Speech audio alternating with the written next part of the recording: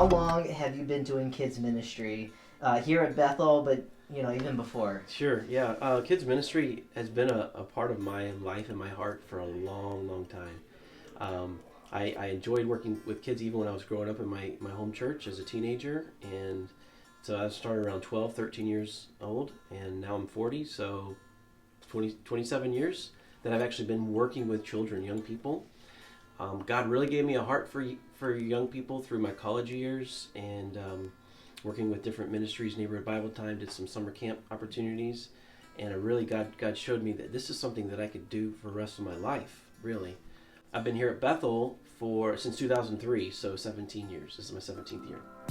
During a normal week, and I know it's not normal times, but if we were back to normal week, what's the average amount of kids that kids ministry reaches during a typical week? Sure. So on Sundays, which is our main time for Bethel Kids Ministry, I'd say anywhere from 90 to 100 children from nursery age all the way up to 5th grade. But throughout the week, of course, we have Shaman Christian School as a ministry, and there's around 250 to 300 that we have that I specifically reach with my chapels and influencing there. What would you say you love most about kids ministry?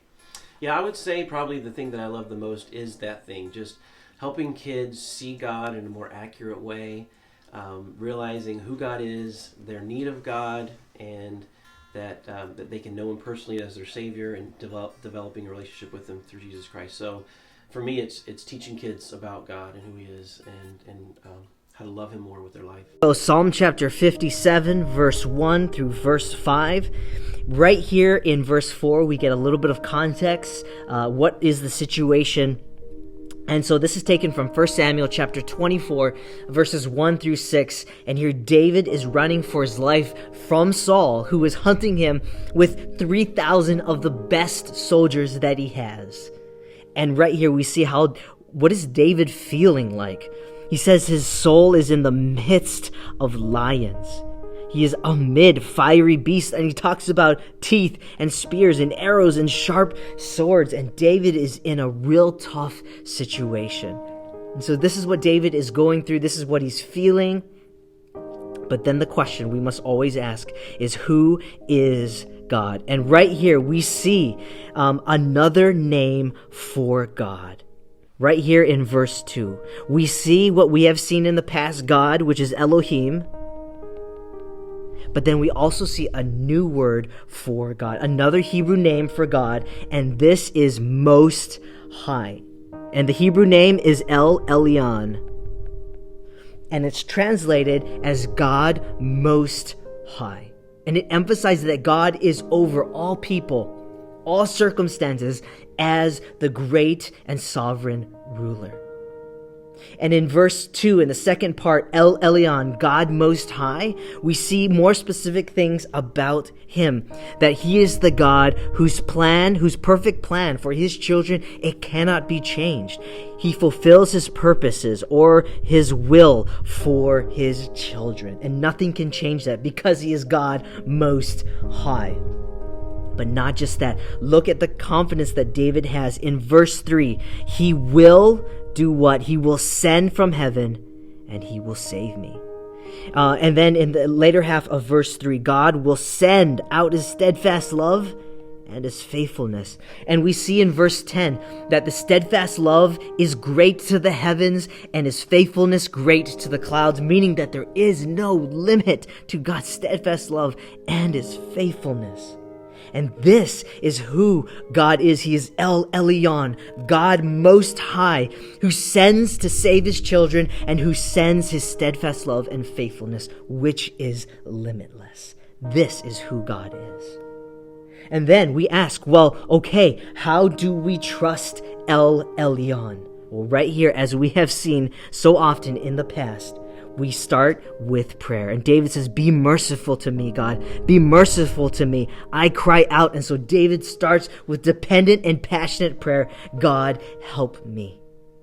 Well, it goes on to show us right here in verse 1, how do we do that? With what kind of passion and dependence? Well, it's as if we take our refuge in God. Right here, David says this in verse 1, my soul takes refuge In the shadow of your wings, I will take refuge. And David uses here a kind of a picture of a mother bird spreading her wings over her babies to protect them from the storm. And this is exactly how we trust God. We depend upon Him through prayer, and we find our refuge in God, in the shadow of His wings, under His protection from the difficult storms of life that pass over us.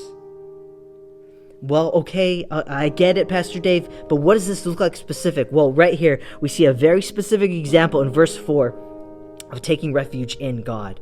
And David, in the midst of hiding and running for his life, hiding out in caves, in the midst of lions, amid fiery beasts, it says this is incredible. I lie down. I rest. I'm able to sleep because I know who my God is. He is El Elyon. He is God over my circumstance. He is God over all people as the great ruler, and nothing that happens is outside of God's providence. So I can trust Him and lie down and rest. And I know God will send from heaven, as it says here. He will save me, and He will send from heaven down for me for His steadfast love and faithfulness, which is limitless. There's those certain days and situations in life sometimes where it feels like we need that limitless, steadfast love and faithfulness to God, from God to us, and it's always there. El Elyon, God Most High, is the great sender of all that you and I need. So run to Him and find shelter and protection from Him. And again, it goes back and it starts right here with dependent prayer upon God. What's also interesting here, if you want to say a response or whatnot, in verse 5 here, David is at the point where, and this is amazing, he is more concerned about God being glorified than his own situation being resolved. Verse 5, be exalted, O God, above the heavens. Let your glory be all over the earth. David is running for his life, but he's more concerned about God being glorified than his problems and his situation being resolved. And he gets to this point because he knows who God is. He is El Elyon, and he trusts Him. Your love, O Lord, reaches to the heavens. Your faithfulness stretches to the sky. Your righteousness is like the mighty mountains. Your justice like the ocean's tide. I will lift my high voice to worship you, my King.